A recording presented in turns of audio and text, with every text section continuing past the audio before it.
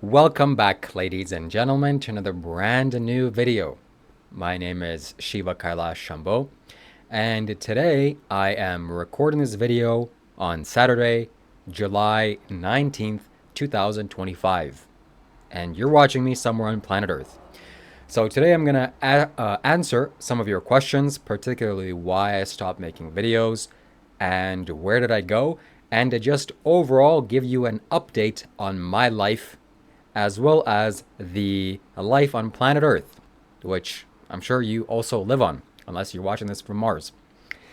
So, to put it very briefly, my friends, why did I stop making videos is because I needed to.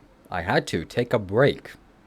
Just like the Earth takes a break every year when there is winter time, just like when the animals take a break when they go underneath the ground and hibernate, so did I hibernate for some time.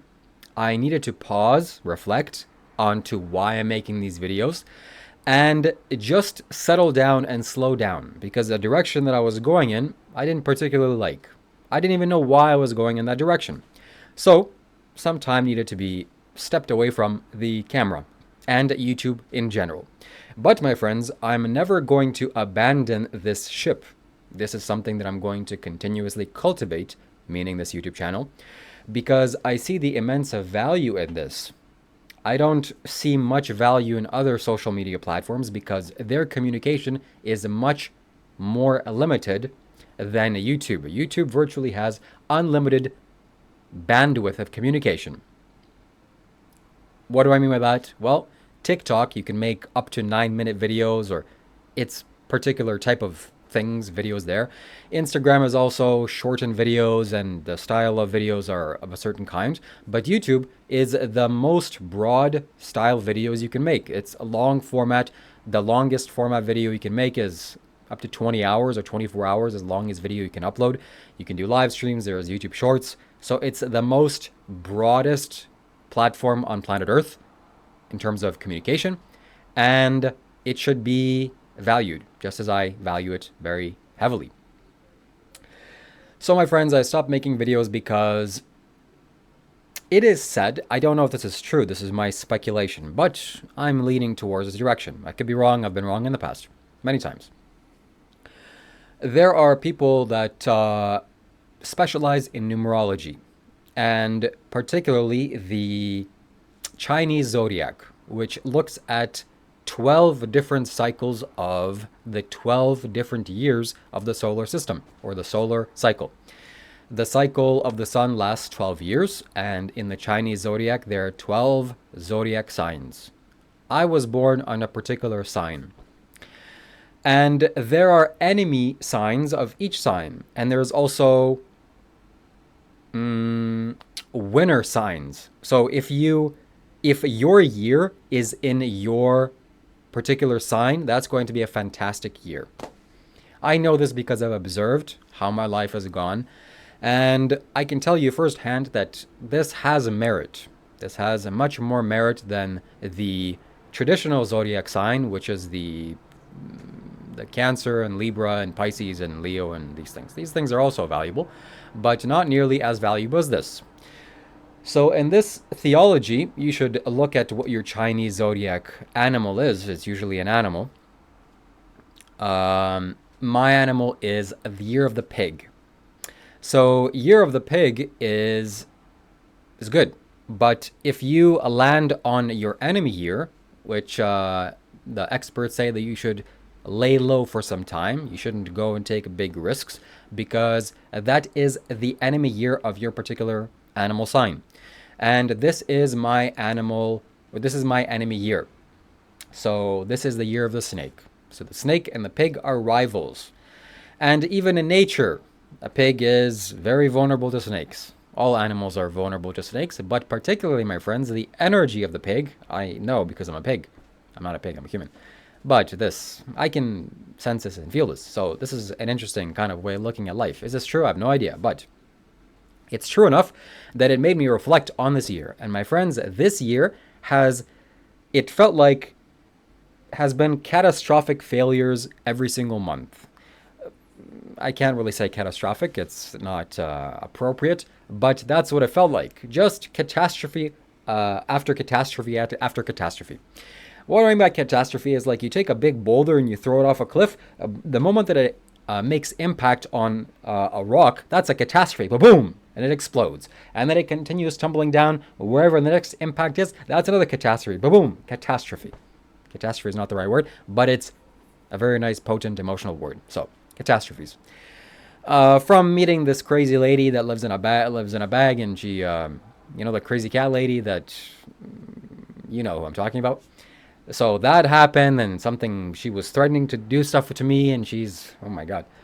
And then some other thing happened, and some other things happened. Many things happened, and I realized, oh, this is like, I'm pushing into the world when it's not conducive. It's not conducive. And after maybe the beginning 3 months or the end of the first 3 months of this year, I realized I need to take a step back and take a break on what I'm doing, because the more I push forward, the more catastrophes I'm going to encounter, just as I'm this big boulder tumbling off the cliff. So approximately a month ago, I realized I can't make videos anymore. I have to relax. There's no reason for me to do that. And thankfully, that this is coming to a close now. So at the end of these few months, or at the end of this month, July, things are going to get back to normal for me, and I'm going to do some very magical things. Now, putting that aside, flipping the next chapter, I have some big things planned for my life and for the things that you're going to see in the future on this YouTube channel. I can't reveal the juicy secrets yet, because when you reveal things that haven't fulfilled yet, you open up your garden for people to trample over your saplings. Saplings aren't meant to be trampled on. You need to protect them very carefully. When the sapling blooms to be a full-fledged tree and produces fruit, then you say, okay, ladies and gentlemen, come on, let's all bear witness to these fruits. Let's all eat the fruits, and let's leave the animals alone. Let's not slaughter animals and eat their dead, rotting corpses that are filled with pain, misery, and tears, just as some of you are eating. Okay? So, leaving that topic aside and looking at the broader picture of planet Earth, what's going on and what's happening, I'm sure you can feel some tingling sensations of the chaos that's happening. I believe and I feel that the globe is just anticipating something miraculous or something magical or something massive, whichever one of those. It feels like we're all anticipating, or something is in anticipation. Maybe this is me, but this is my own personal opinion, but I'm projecting my energies outwards, and I'm feeling what's happening and the chaos that's at play. Oh my God. We're just tinging on the chaos that's about to unfold. Is it going to unfold? I have no idea, but a lot of smart people say it is. And I also feel like we are all collectively walking towards a cliff, and it's right there. We can see it a few meters away, and we all know what's coming next, but we're all going towards that. So let's go, I guess. Let's jump off the cliff. Not really. There's water down the cliff, but some people can hit their head on the boulder. Some people can splash in the wrong way and die. Some people are going to be eaten by sharks. Some people can't swim. So you got to be careful. So that's my prediction. That's what I sense and feel. Some massive chaos, some massive changes are going to occur. And I said in the beginning of this year, my 2025 prediction, that 2025 is going to be the year of transformation, as it was for me. And collectively, globally, lots of things are transforming. To touch briefly on the situation that's happening in the White House, particularly with everybody's favorite Jeffrey, Jeffrey. Everybody loves Jeffrey. Who Jeffrey? If you don't know who Jeffrey is, you're living somewhere that you're probably not watching the news or YouTube or anything. You gotta get out a little bit more, just on the social media and what's at play, what's happening. Can you guys believe are you guys really still talking about Jeffrey, that creep? Please, leave him alone. Can't you see we have floods in Texas? Leave him alone, please. Yeah. So that guy that's in the White House right now, for sure, is associated with Jeffrey. I mean, we know he's taking pictures of them. Very nice. And some of the things he said, oh my God. For sure, he's Jeffrey's best friend, and I'm sure he's doing various things.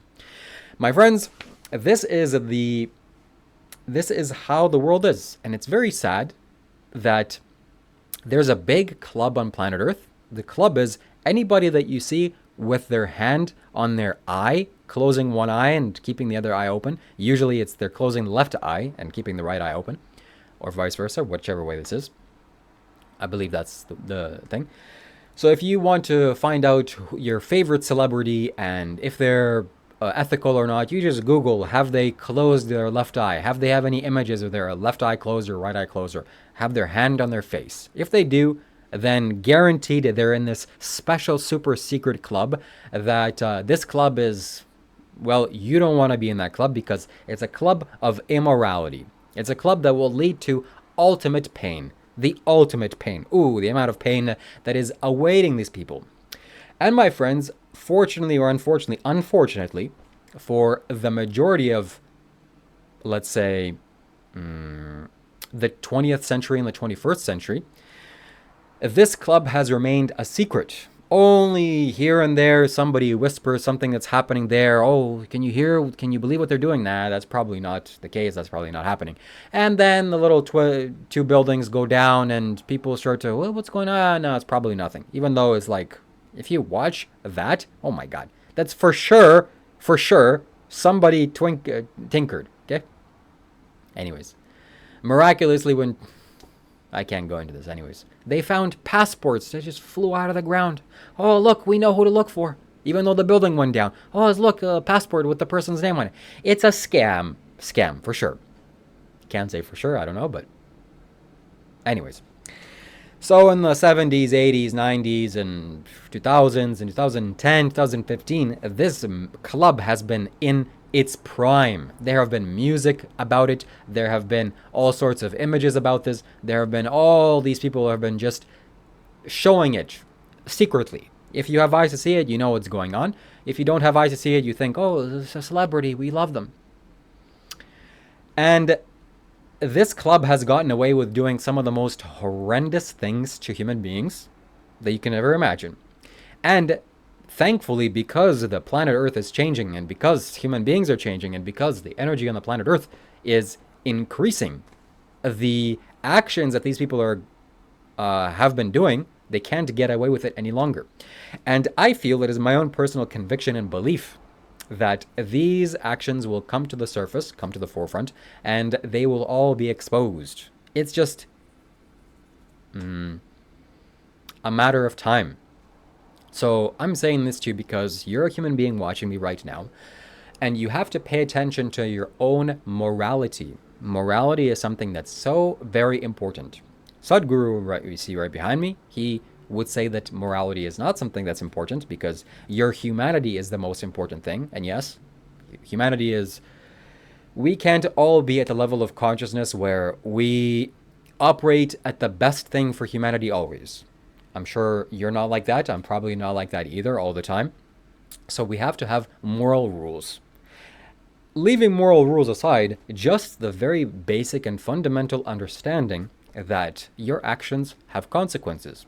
And if you impart negative or painful experiences onto others, others meaning human beings, children, men, women, or animals, dogs, cats, whatever, insects, or spirits, or angels, or demons, that is ultimately going to lead to your detriment and downfall. It is going to hurt big time. You can't hurt anybody else without hurting yourself first. That's just a fundamental law of the universe. So it is very important for you to observe moral principles. Namely, do not kill living beings, do not steal, do not lie, do not misuse your sexuality, and do not intoxicate your mind. Intoxicating the mind is a little bit of a nuanced, but generally and overall, the sober way of being trumps everything else. You can give me the most powerful psychedelic in the planet Earth that's just blow the top of your head off, but it's nowhere near as good as just being sober. Being sober is the best. Those things have advantages and they're beautiful in their own way, especially the less synthetic it is, the more natural it is, you can get away with doing these things. And nature, there's a purpose for that too. But generally speaking, overall, stay away from those things, and especially stay away from the synthetic things that have been made by human beings. Alcohol, tobacco. Well, tobacco, not really, it's a natural substance, but use your third eye and observe nature and observe what you can do, what you can't do, what you should do, what you shouldn't do, and what is sensible. Is it sensible for you to inhale smoke in your lungs? That's not where smoke belongs. So, don't do it. So that's the end of that topic. And leaving that topic aside, what else can I share with you? What else can I say? I am going to Bali. That is the plan and intuition and intention that I have for myself. That is what I was reluctant to sharing in the beginning of this video, but you've committed this long, 17 minutes approximately or so. I'm going to share this with you because Reese is in Bali, Leo is in Bali, some other people that are associated with them are in Bali as well. Some of my subscribers are going to Bali, and I'm also going to Bali in the next sometime this year I'm going. And I'm inviting you, special invitation, to go to Bali with me or with us. What are we going to do there? Well, we are going to live, enjoy good food, soak in the sun, play sports, swim in the ocean, enjoy the beautiful nature, make videos, talk, discuss spirituality, and most importantly, grow spiritually as human beings, because that place is very conducive for that. Unfortunately, it's in the southern hemisphere. Southern hemisphere spins in the wrong way. If you're in the northern hemisphere, this is the correct way. Everything is spinning clockwise. But in the southern hemisphere, things are spinning counterclockwise. You may think this is trivial and irrelevant. It is not. Because if you're used to living in the northern hemisphere and then you go to the southern hemisphere, you are in a totally different cycle of life. And the cycle of the planet Earth is totally and completely different and unique. Is it bad? Is it not bad? It's not bad. It's different. And that is something that needs to be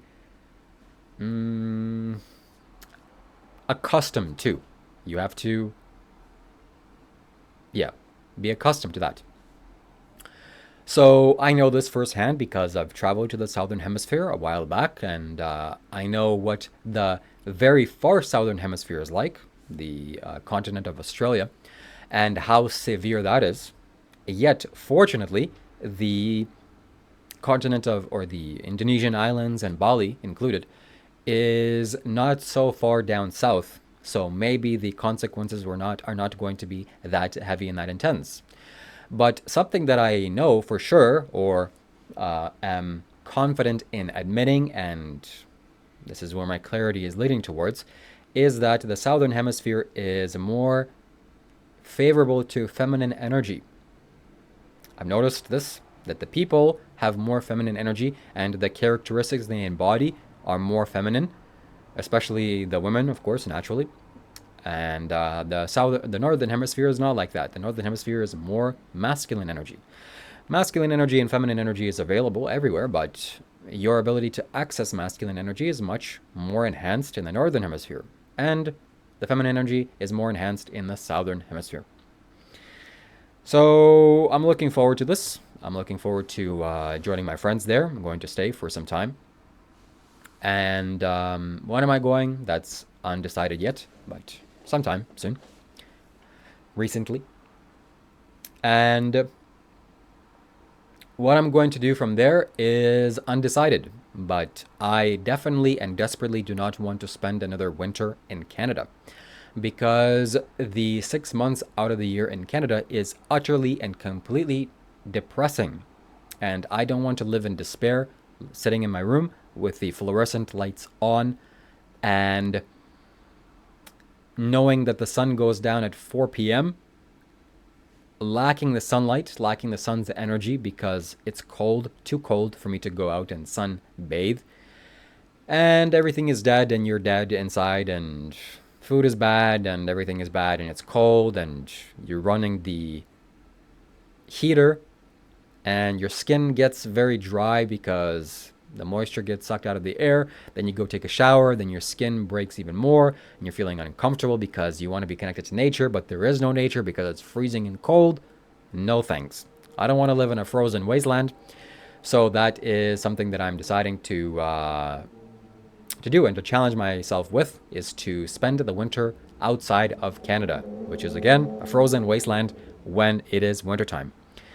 As well as, my friends, I'm still hoping that the forces of nature are going to allow me and permit me to go to Kailash in 2026 in the summertime. That is the plan that I've made, and the ticket to go is going to be approximately 2,900 United States dollars. That is just the trip alone. The trip includes the actual trek and hike to Kailash with me. It includes transportation from Nepal all the way to Kailash and back. It includes the hotels that we're going to stay in from Nepal to Kailash and back. And it also includes the food that we're going to consume on this trip and on this journey. So $2,900, considering all of the costs, is not that expensive, considering that it is the Himalayas. And I would be willing to spend $10,000 or $15,000 or even $100,000 in order to go to Kailash, because there is no amount of money that is equated to that experience. It is simply the most powerful experience that there is on planet Earth. Kailash is the best thing in the world. So I highly encourage you and urge you, in fact, to make plans for this trip, or to send the intention out into the universe, into the air, for the molecules of air to hear you. This is the intention that you want. This is the intention that you have. And the money aspect will materialize if you're struggling with that right now, or if you don't have that materialized. It's okay. Things will happen. And if you don't have that issue, still make that intention, because so many things can happen, life can happen. And if you make this intention, Lord Shiva and the gods will allow you to go, just as they have allowed me to go. And my friends, mark my words, and I can tell you this very freely and openly, that going to Kailash is the single biggest and most important thing that I could have ever done on planet Earth.